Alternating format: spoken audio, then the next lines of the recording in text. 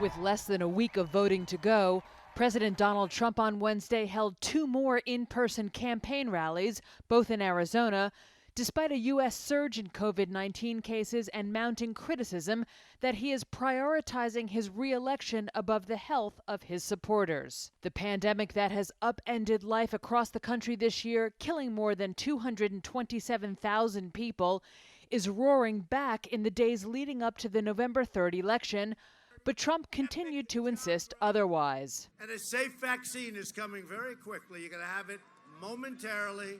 That eradicates the virus, and we're rounding the turn regardless. Trump's running mate, Vice President Mike Pence, held his own rally in Wisconsin, where a record number of coronavirus cases and deaths has prompted the state's Democratic governor to urge people to stay home, to wear masks, and to cancel any gatherings with more than 5 people.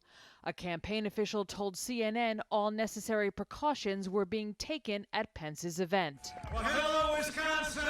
Epidemiologists say rallies pose grave public health risks because people shout and chant while packed closely together, often without wearing masks. Officials in Michigan and Minnesota told Reuters they identified people who attended Trump campaign events in their states and later tested positive for COVID-19, though it was not clear if they were first exposed to the virus at the rallies or elsewhere.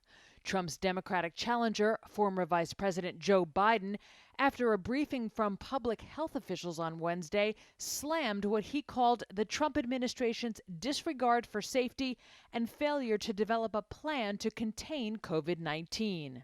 And the longer he's in charge, the more reckless he gets. It's enough.